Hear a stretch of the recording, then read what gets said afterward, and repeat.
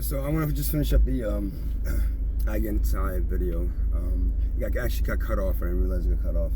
Some things that I was saying. So all these companies that I was working for Blue Cross Blue Shield, and they told me I was laid off.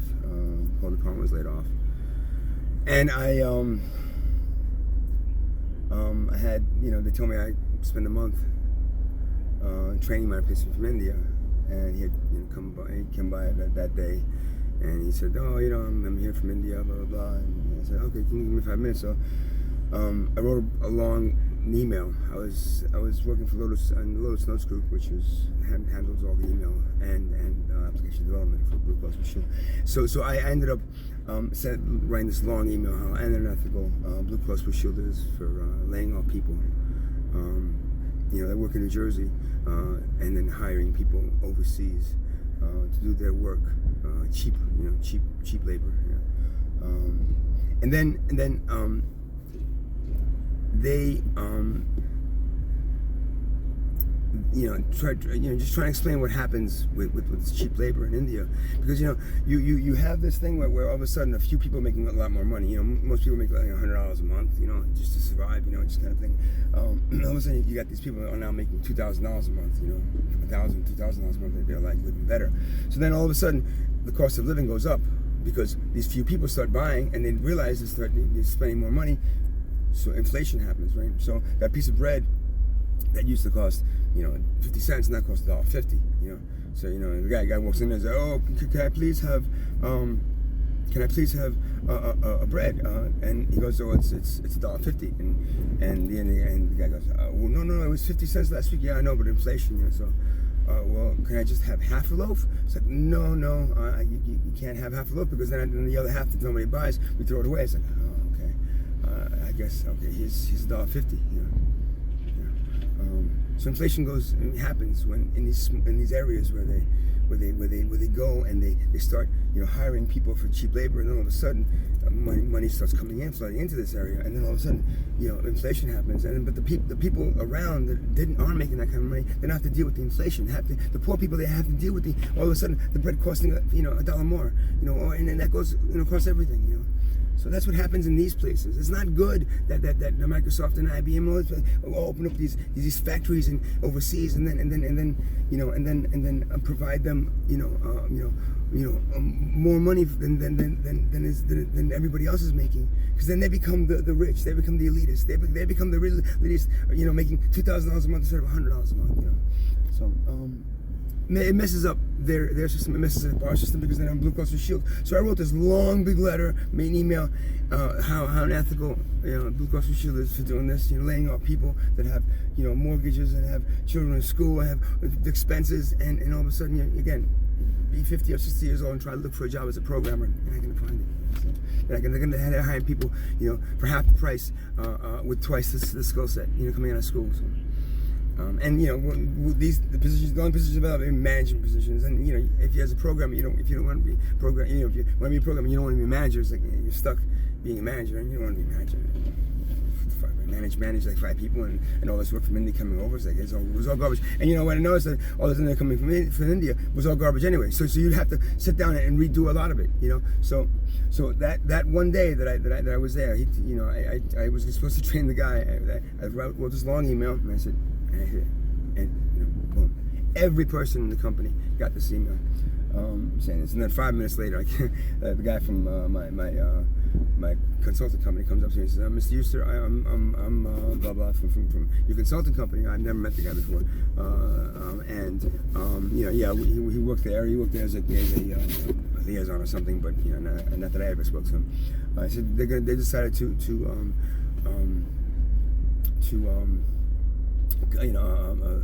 cut your contract off today, so you're leaving today instead of a month." So, okay, I figured that was going to happen. So, am I still going to get unemployment? He said, yeah, I still got unemployment. Okay, good. So now, I get up and I pack my stuff and I walk out, and the guy escorted me out, and I hear some of the people in the background clap, and I sit down, and I'm sitting there in front of downstairs on a bench, just thinking about my life, and I'm saying, this is 10 years ago. This is 2010. Last time I worked as a programmer. Last time I worked for corporate America. Last time I had any kind of job that supports the system. But yeah, I was on unemployment, and I said to myself, I'm never going to go back to this again. I'm never going to do this again. I'm never going to fucking work for these assholes again. They don't care about human life. They don't care about people. They don't care. Corporations don't give a shit. That same year that they let off all those people, the CEO of Blue Cross Blue Shield made a $2 million bonus. It was not for profit. He still made a $2 million bonus instead of, why didn't he give back the bonus and say, okay, no, don't lay off these people? Why? Because that's the way corporate life is. It sucks, and they drain you, and then they spit you out when they're done. And and then after that, I just never worked. And then I was on unemployment for a while, and then eventually I went to Occupy Wall Street, and then I got a flu shot at the end of Occupy Wall Street that gave me Guillain-Barré syndrome, and then that threw me into this whole a year of fucking complete mess. I was paralyzed for a while, and I just and then eventually I got my shit back together, and it took about 8 years to get my activist voice back, because that flu shot, it didn't just affect my body.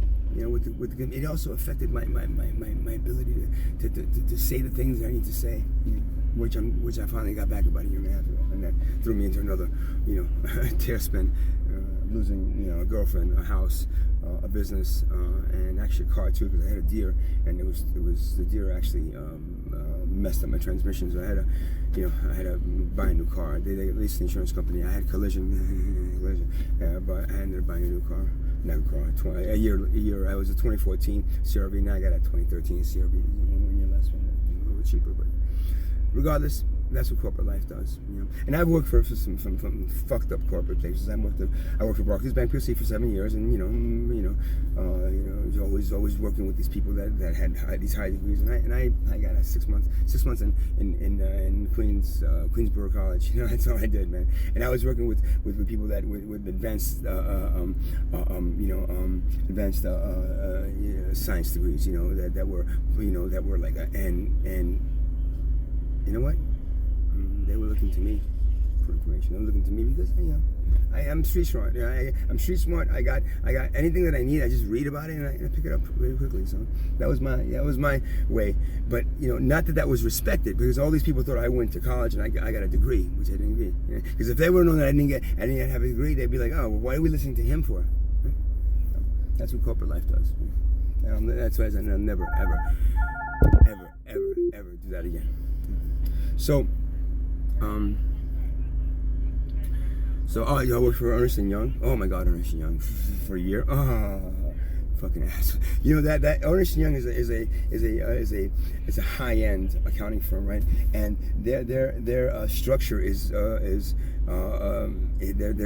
not a public company, right? So there's like 10, I think. 10 top people that control the entire business, and they got 200,000 employees worldwide. I mean, and I was gifted with the job of creating a bonus. Make sure this is a very high end, very top secret type thing. So we make sure this stuff isn't going. Oh yeah, sure, no problem. Yeah, sure. Showing their bonuses, and these assholes from Ernst & Young, these fucking top level, I think partners, they were called partners. It was like a law firm. They were partners. 10 of them or 12 of them or something. you know, I built a system for them that was, you know, that was managing their bonuses, and yeah, that's what I did. I managed their fucking bonuses, man. And I didn't manage it. I just built a system that helped, you know, the people who were managing them, man. And you know, these motherfuckers were making like, $30 million salaries with you know, I don't know, $25 to $30 million bonuses. You know, they were getting at the end of the year. And what does Ernst & Young do? What does fucking Ernst & Young do? They show rich people how to avoid paying taxes. That's it. Because most of their clients are higher level clients that need, hey, we got some money here, and you know, oh, we got overseas stuff here and here. You can hide it here and here. It's like, yeah, that's what they do. That's what Ernst & fucking Young does. And I worked for them for a year. And after that, same thing. I walked away. I just walked. I ended up just not even calling. One day, I just like I stopped going. And then the third day, they called me. The fourth day is like, Mr. Yusuf, if you don't come in, we're gonna have to fire. I said, fine, don't fire me. I don't give a shit. And they wanted their laptop back, and I had to meet them for the laptop. And I said, I'll give you the laptop for the last check I'm supposed to get. And I'm getting unemployment, right? It's like, yeah. And so. That's what, and then, you know, I work for other places too. I work for a consulting company that did work for Pfizer, for Johnson & Johnson, for, what's the other one? What's the big one? There's another pharmaceutical company, all doing clinical trials. I built clinical trial systems, online clinical trial systems that are just a joke, man. Those clinical trials. See, the thing that I talk about, the clinical trials, and I talk about pharmaceuticals, I know firsthand because I worked there. I worked for Bayer. Yeah, for Bayer for 3 months, and until I found out that Bayer, like, this is in Morristown, half was offices and the other half was scientific laboratories, right? And they had animals that they were testing on. Once I found out that I was in a building where they were testing fucking drugs on animals, I couldn't do it. There were people out there protesting, you know. And then when I found out they were protesting, I'm in here working for fucking Satan. And I should be out there protesting what they're doing to fucking animals in here.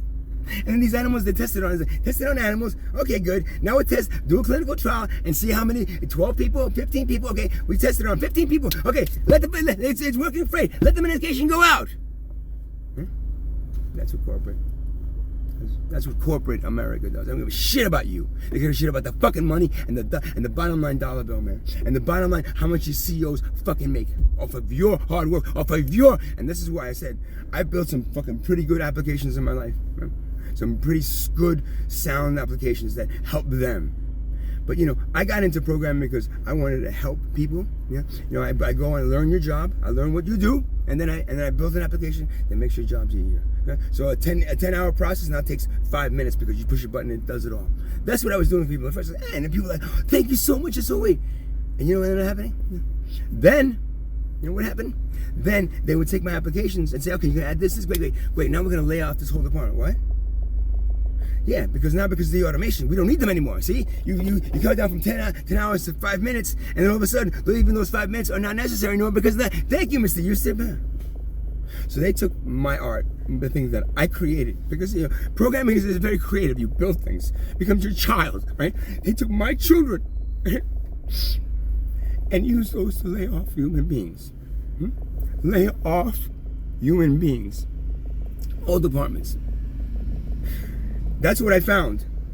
You know, at first it was like, oh, I'm helping people. Then it was like, oh, we're just making the people on top richer, the CEOs richer, management richer, and then we're just getting rid of people. And then of course, getting rid of all the departments. I was responsible for multiple places, people losing their fucking jobs.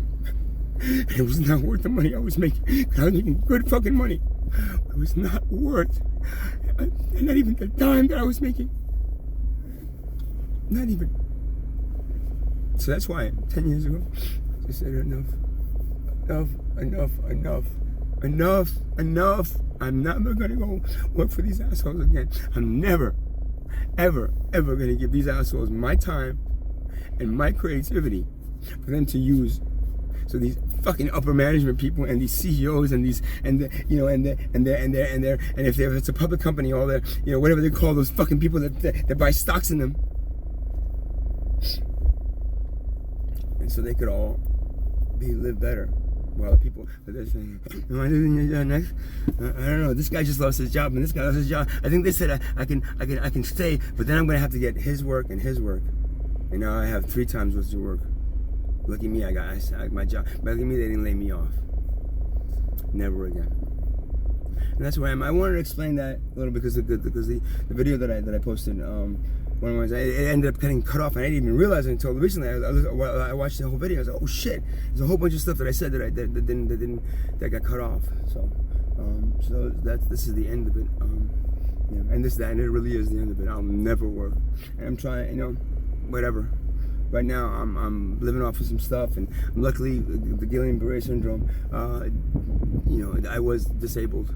And I still am. I mean, I still have body aches and pains. I still have a lot of residual stuff from I'm collecting a little bit of disability money because I worked in it for 25 years and I paid into that shit. I paid into it. I paid into working full time and working for these companies. Oh, guess what? The $200, $300 of your salary is gonna go to your Social Security money just in case when you get old, you have something to rely on. Yeah. I'm old enough at this point, and I'm disabled enough at this point to be able to collect that. And that's what's saving me. That's what's getting me from one paycheck to the other at this point. The sound healing work I wasn't making much money. I was making a little bit of money, but I was helping people. But even that turned out to be garbage. Why? Because you can't heal people.